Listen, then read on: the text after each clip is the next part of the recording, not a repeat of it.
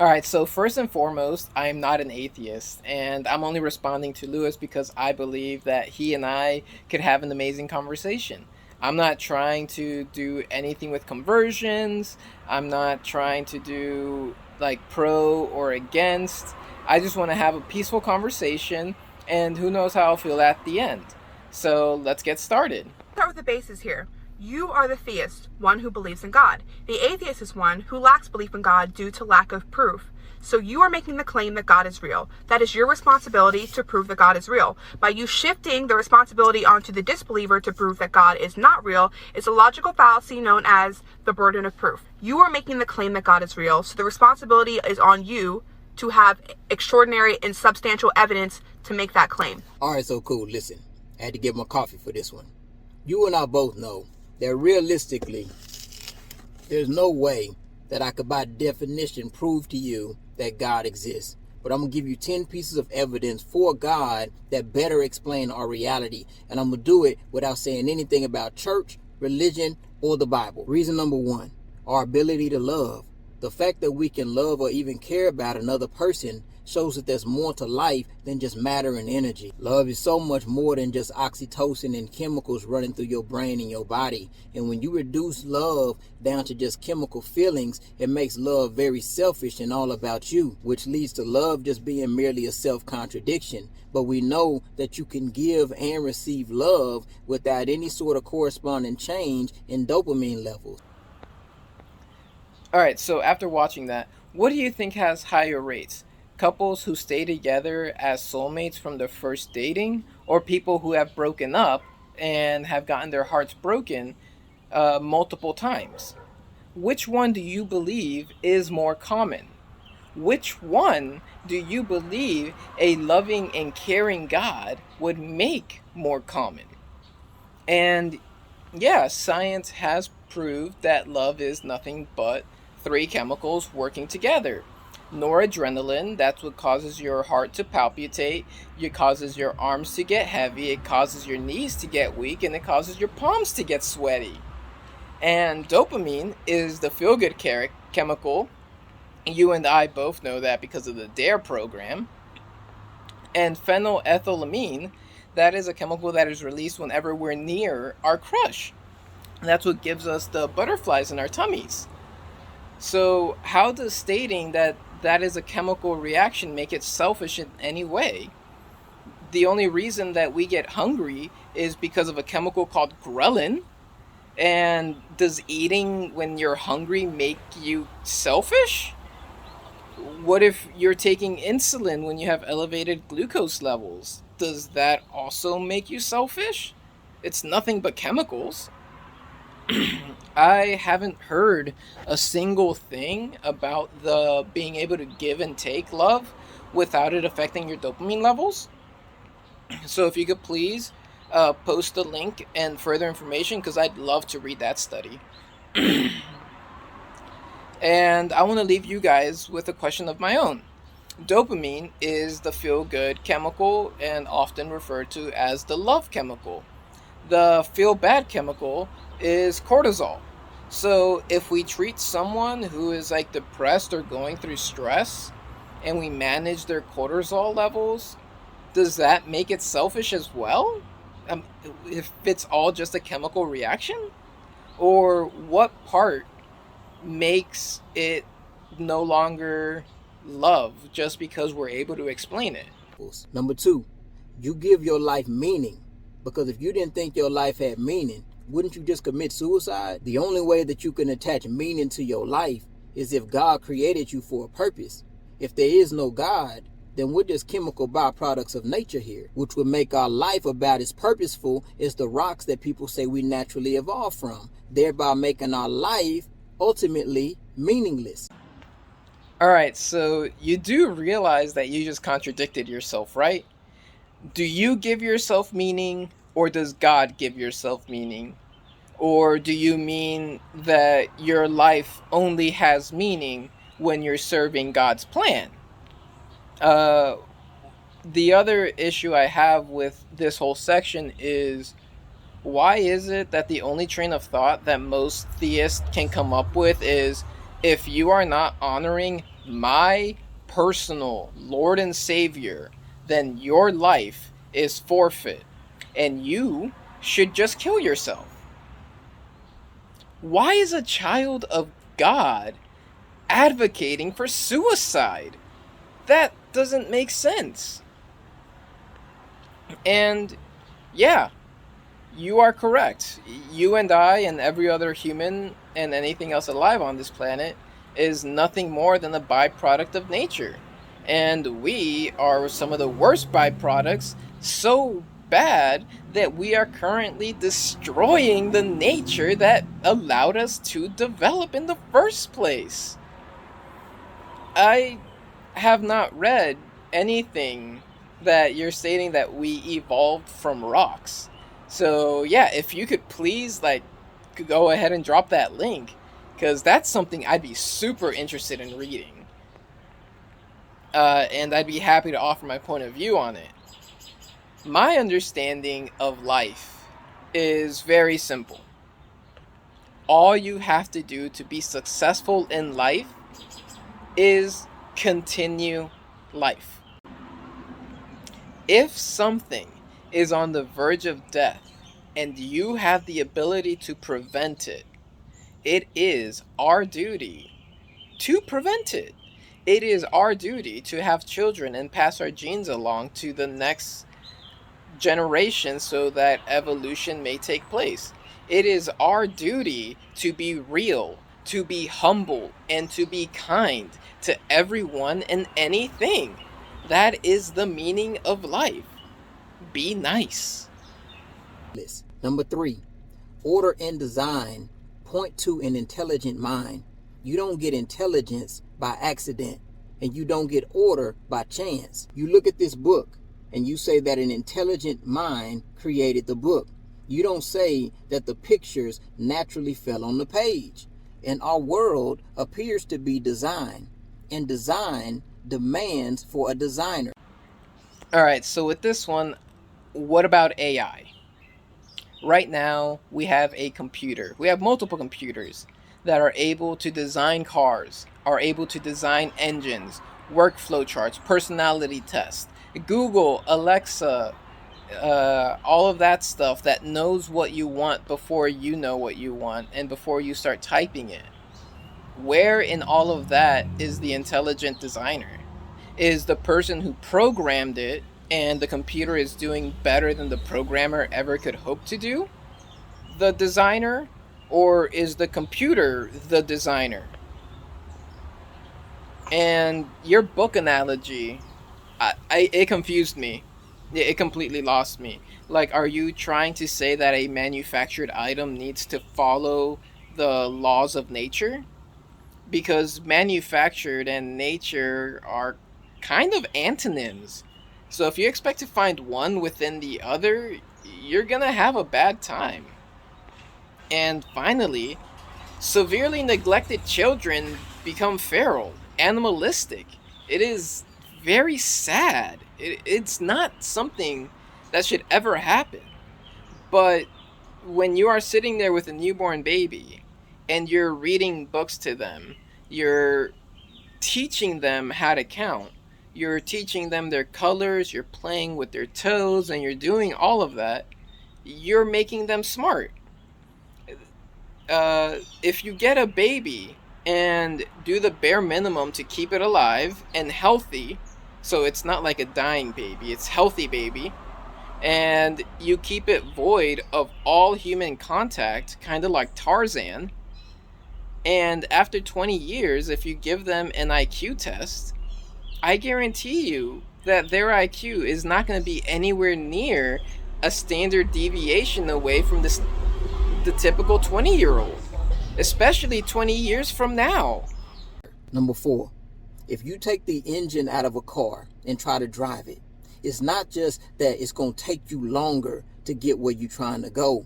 It's that you're not going to get there at all because the car is broken. And irreducible complexity shows that you can't go from this stage to this stage, because if in between something happens to be missing, then this stage never happens. Just think about how complex the eye is. If there's something missing, it doesn't work. Even Charles Darwin pointed this out. Complex things don't just happen by chance, nor do they happen solely by naturalistic causes. And if you want to say that they happen by nature because there's no other option, well, that's just the naturalism of the gaps argument. If you want to believe that you're an intelligent chemical byproduct of nature, then more power to you. That's just not what I believe, because there's enough examples of things that are irreducibly complex that couldn't have just evolved by nature. All right, so yeah, I completely agree with you. If you take the engine out of a car, you're not gonna go anywhere. And I also agree that if you are currently on step one, you need to complete step two before you get to step three. So let's talk about your eye, the argument. I wear glasses. My eyes are damaged. I was born with an abnormality that did not allow my eyes to develop properly. If I take my glasses off, I can still see, not as well, but I can still see. If I put my glasses on, I get a much clearer vision. So, does that alone not negate your entire eye argument? If not, what about Claude Monet? He was a famous artist, and his left eye was closed by a dense yellow cataract.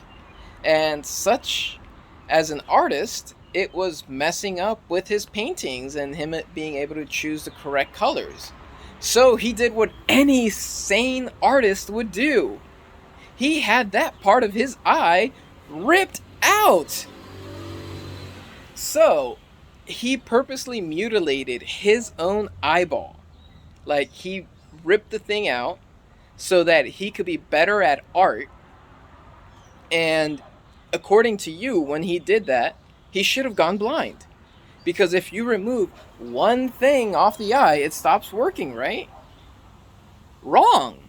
He actually got most of his vision back, and he was able to see ultraviolet light. He had better vision. He was able to see things that no other human before him had, to our knowledge. And as far as I'm aware, that stands true today. I don't think anyone else has had their cataract removed and just walked around and has been able to look at ultraviolet light. If you know somebody, please comment down below, because I'd be curious to read more about that. Next is the Darwin's eye thing. The problem with presenting his quote is you're presenting it out of context. You're presenting it in a way that makes it sound like Darwin agrees with the watchmaker analogy. That implies that there exists some form of designer. In fact, the full quotation demonstrates Darwin's thought of the matter to be quite the opposite. Here, read it for yourself.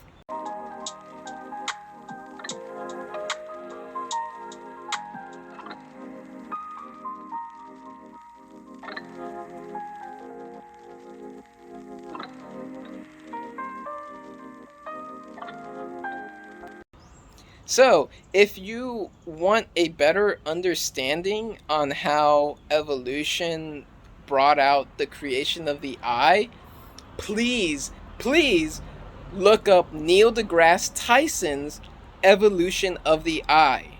It is a great video. It's like less than 15 minutes, and it's very educational. Alone. Number 5, the universe was created out of nothing, right? And we do know that indeed the universe has a beginning. And where there is a beginning, there has to be a cause for that beginning. The law of cause and effect. For every material effect we see, there is a cause that came before it. And the best explanation of that cause is God. Because before the universe, there was no space, no time, and no matter.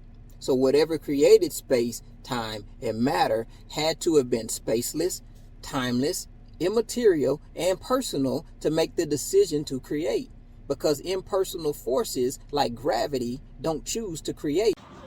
And no, the universe was not created out of nothing. I am no astrophysicist, but my current understanding is that all matter was collected into a single singularity. and that at some point exploded. And once that happened, it got coined the Big Bang. The person who named it was George Lemire, or Lamontier, a Belgian Catholic priest, a theoretical physicist, a mathematician, an astronomer, and a professor of physics. You said before that the Big Bang, that before the Big Bang, there was no time, there was no space, there was no matter. So please explain to me how cause and effect existed before that. Because in order for cause and effect to exist, event A needs to lead into event B. So how can one event happen before or after another if there is no time? So you can't use cause and effect as your kickoff to why the universe began. And next you're saying that God is the best explanation for the beginning of the universe. I disagree, but let's roll with it. What makes Christian God the best? Because there's a bunch of other gods that have created the universe as well. So why does Christian God make the best universe? Next, the Big Bang, like, the reason that I don't believe that God is the best explanation is because any explanation that you can possibly imagine is just as viable. The Big Bang could have just as easily been a black hole that got too big, it imploded on itself, and our entire measurable universe is just in the middle of that explosion. And as we are experiencing the red Doppler effect, all we're doing is filling in the void that the explosion left behind. That is completely credible. That makes as much sense and has as much credibility as your claim to God. So, with this whole creationism, I have a question. How old was God when he decided to make the universe? Like, you guys claim that he just always was. Alright, fine. What was he doing all that time? Was he there? Like, was he just there and then he just went, universe, in 7 days? Or was he a baby? He had to grow up, he had to develop his power, his cognition, and through whatever he did, he reached max godlyhood. And then once he was ready, did he create the universe then? When did she sit down to write out God's plan? Or is it not written out all the way? And are they just making it up as they go? So you made the claim that impersonal forces like gravity do not create. And that is just false. It's completely false.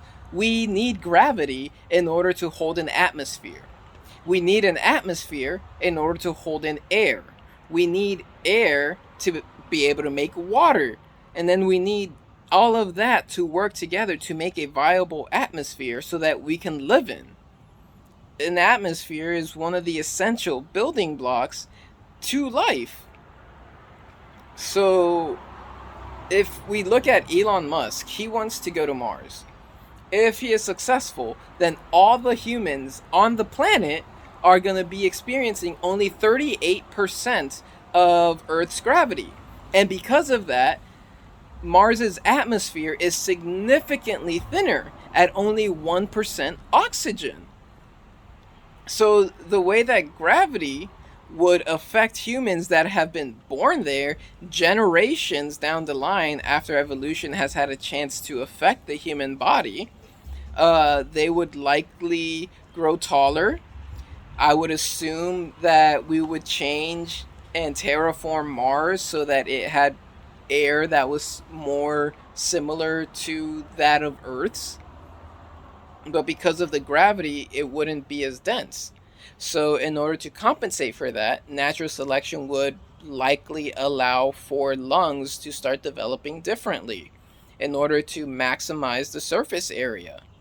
Not only that, but they are also likely to develop increased red blood cells, just like the natives from the Alps. And all of this just because of the impersonal force of gravity. And I'm sure that at least one theist is going to go out and ask for proof that we would get taller or that we would develop thicker blood or anything like that. So let's just look at what happens to astronauts right now if they go to outer space for an extended period of time. When they return back to Earth, they tend to be 1 to 3 inches taller because their spine has been in decompression. They tend to be weaker because they haven't had to fight gravitational forces, and their veins actually become too weak to fight Earth's gravity, and it causes their blood to fall out of their brain and they black out. That's only after a few months to maybe 2 or 3 years. Imagine a lifetime on Mars with a significant lower gravity. Your body would completely change. So it is completely a fundamental aspect of life. Number 6, objective standards for morals demand a moral lawgiver. Example, I don't know too many people who don't morally agree that harming children is wrong. And that doesn't come from society or the government. That comes from a moral lawgiver outside of us. Otherwise, what we consider to be good or bad is all just subjective opinion. And yes, I completely agree. Harming children is very wrong, and the pastors and the churches need to stop doing it. And all of those that have gotten caught doing that should not be protected by the church. They should be in jail, prison, or worse. And yes, good and bad are 100% subjective opinions. I can prove it. Murder is wrong. It is one of the most unforgivable acts that a human could commit, and it should never, ever, ever be done. Unless, of course, you're doing it in a Christian group, casting stones at a sinner, an adulterer, or a homosexual. Then, yeah, it's fine because you have God on your side. If you go ahead and look at the UN Development Index, their entire job is to record and monitor violent crime, literacy competency, education, per capita income, and if you look at which ones are at the top of the list, you'll find the Netherlands, you'll find Canada, you'll find Australia, Sweden, and many other atheistic societies. In the top 20, the only one that has a strong theist background is the United States. The rest are atheists. So, if religion played such a huge role on how safe or how moral society was, wouldn't at least half of them make it to the top 10? They're not even in the top 20. So, if you want a society with high morals, religion is not the answer. For religion itself is a spot for moral blindness. Like I stated above, murder is bad unless you're doing it in the name of God. And think of how many other ways the Bible has been used to advance negative agendas. Number 7, rational minds point to a rational God. It's crazy to think that the rational comes naturally from the irrational. Because if that's true, it would mean your mind is an accident or just a chemical byproduct of nature. And why would you trust your mind at that point that any of your thoughts were true? All right, this one's pretty easy. This one goes pretty much with the feral child that I talked about earlier. Rational minds are taught. You need good parents, you need good nutrition, you need good education, and you need a good social system in order to have rational minds. Without these, a psychopath, a sociopath, murderers, rapists, and politicians are born. True. Number 8, life demands a life giver.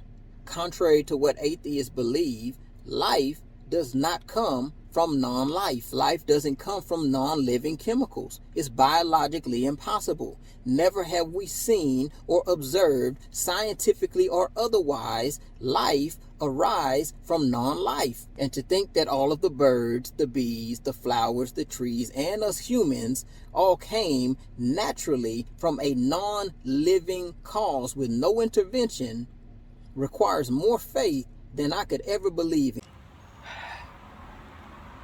All right, for 299,881 years, it was impossible, 100% impossible to fly. And then the airplane was made. Then it was 100% impossible to leave planet Earth until we made a rocket. And then it was 100% impossible to go to the moon until Apollo 11. Now it is 100% impossible to go to another planet. And Elon Musk is doing it in his backyard along with Jeff Bezos. Scientists believe that it's only impossible until it gets done. Theists believe that it is impossible, so why try? If I'm wrong, explain.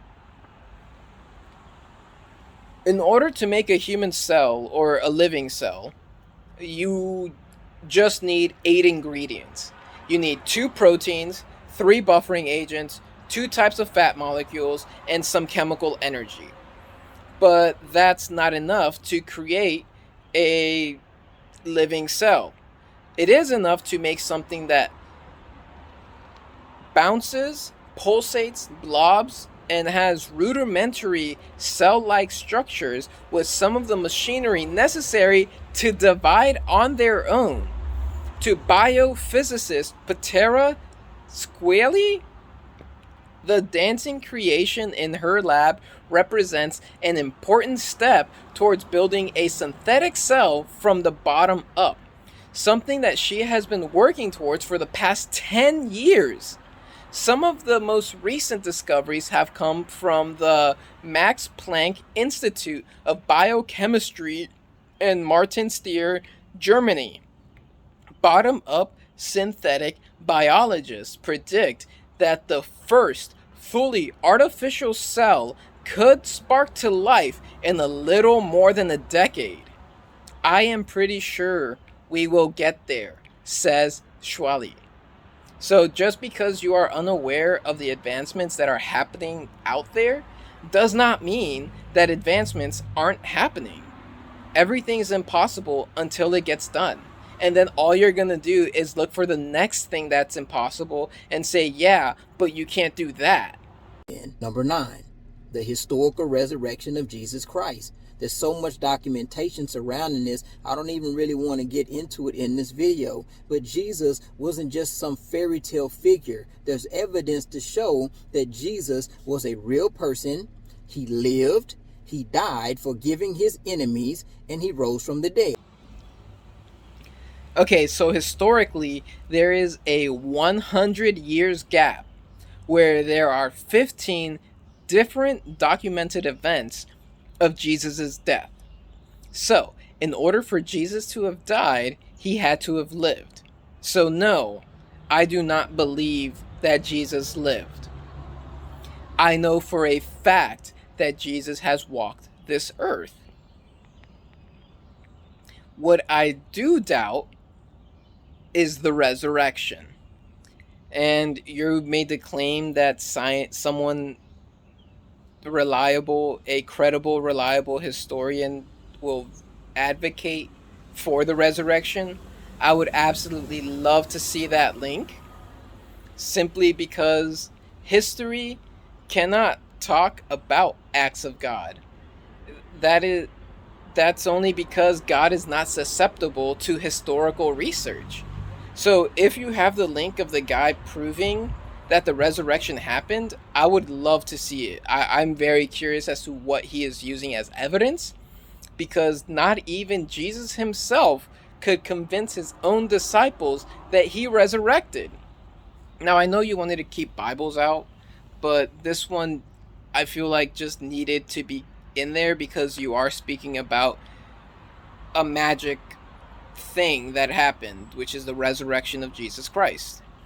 So if you go to Act chapter 1, verse 3, where Jesus spent 40 days with his disciples, proving with many proofs that he had risen from the dead. Seriously, 40 days with his own followers, his own disciples. And there are no records that state how many believe that he rose from the dead. Like, if his own disciples don't believe in a literal resurrection, and you are, I don't know how to move forward with that. The problem with these type of topics is that it is basically impossible to prove claims of faith. By definition, faith is something you believe in. It's not something you prove. Because if you prove it, it is no longer faith. It is a fact. For example, I do not believe that Jesus existed. I know that Jesus has been on this planet. That's the difference between faith and facts. And number 10, because free will exists, and there's no naturalistic or biological way to explain why we have free will. It's crazy to me to think that since atheists base their view on materialism, that they don't believe that they have free will. And if you don't believe that you got the free will to choose, then you're basically admitting that you are a slave to the biochemical responses that are going off in your brain. And when you don't have a worldview that allows you to even make sense of a human soul, how can you attempt to make sense of anything else going on in the world around you? I can freely choose whether I want vanilla ice cream or chocolate ice cream. Even though I might want the vanilla ice cream more because I despise the chocolate, I can still choose the chocolate ice cream if I want to. So here's an example of the difference of the opposing views. My decision to become a believer of God is based on my free will to do so. Your decision to become an atheist is just an accumulation of past events that have happened to you, and you haven't really made a decision to become an atheist because you believe that free will is an illusion. So watching this video, was it a choice or was it an illusion? Anyway, that's 10 pieces of evidence I got for you. Let me know if you want some more. I can do this all day. I hope. Alright, so this is the one that made me want to make this video in the first place. First off, can you please explain where you got the idea that an atheist is materialistic?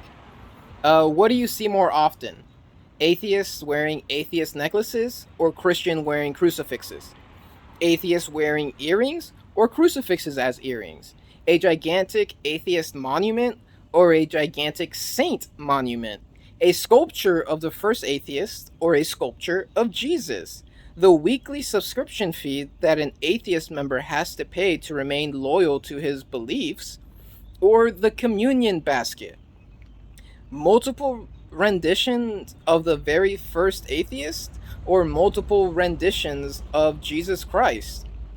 Why does the church need so much money? Why do they have so much merch?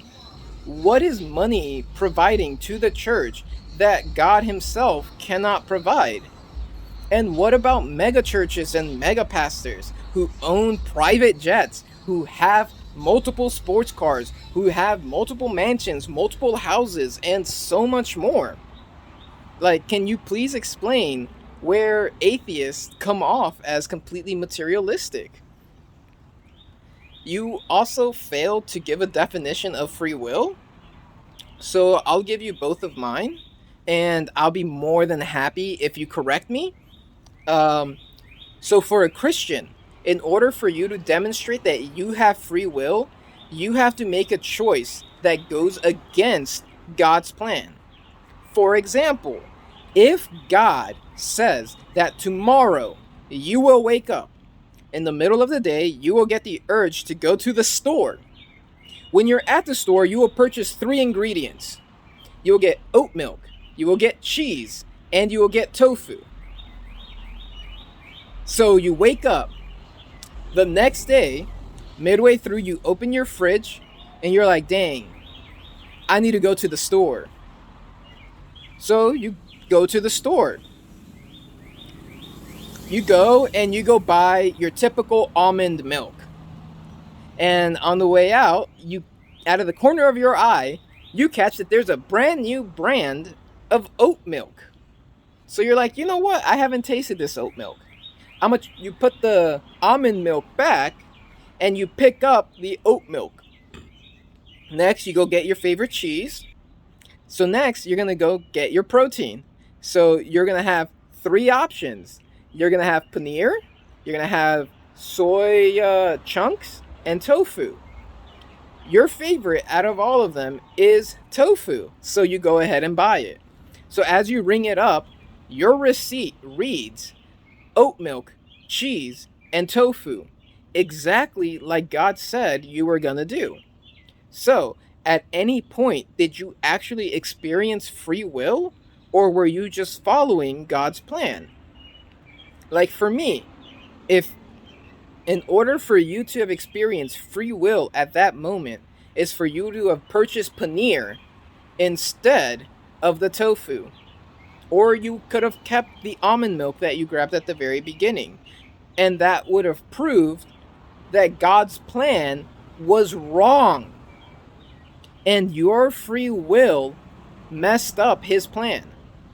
That is what free will to me in a religious setting looks like.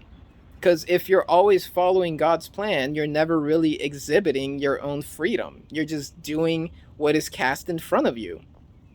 So in order for me to experience free will, so for me, free will is that moment when nobody is looking and you have a choice. You clearly know which one is the right choice and you want to choose it. And you clearly know that the bad choice is wrong, but you want to choose it too. Nobody is looking. Nobody can judge you. Nobody will ever know the decision that you make at that moment. That is when I am experiencing free will. That is the moment where my choice gets to shape my character. Do I take the high road or do I take the low road? Not when I'm choosing ice cream. And sorry to burst your bubble, but unfortunately, yes, you are 100%, as you put it, a slave to your biochemical responses. An easy way to prove it is go to the store and buy yourself a ghost pepper or a habanero pepper and tell yourself that the pepper is going to be a very delicious treat that will give you a nice cooling sensation very similar to vanilla. And then take a bite. And imagine with your heart and soul that you are eating something cool and refreshing.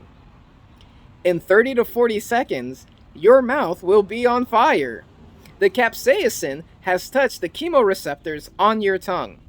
At this point, there is nothing that you can do besides add more chemicals or wait it out. Even if you begin to pray at this moment, your mouth will stay on fire.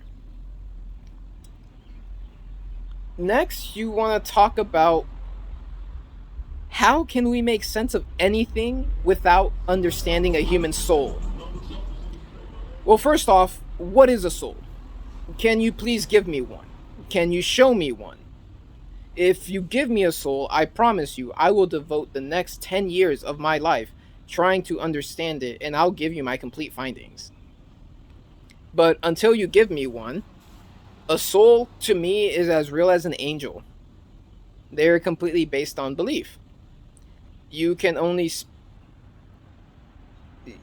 I can only have a real debate on things that are real. And if we cannot make sense of anything without first understanding a fictional item, then please explain how we are able to make cell phones, cars, how we're getting into space. How are we doing all of this without understanding any of it? Okay, this next section, this bothers me on a bunch of different levels just because of the way that it's phrased. Why does choosing to follow an imaginary friend count as free will? But then choosing to live in the real world, it immediately becomes victimization. Like you immediately start feeling sorry and start lamenting and start woeing immediately at the thought that someone doesn't have to honor an imaginary friend. The You basically tell me that the only way for me to express my free will is to follow your God. That sounds like the Great Crusades, where they rampage into a village, they got all the villagers and said, hey, you guys can choose. Join the church or get decapitated. The choice is yours. Na na na na na na na na na na na.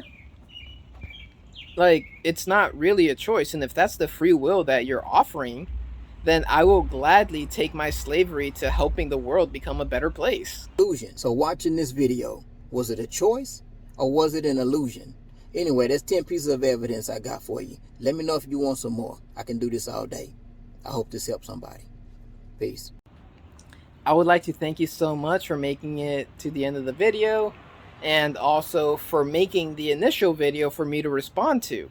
I really do hope to hear back from you, and I hope you have a amazingly blessed day.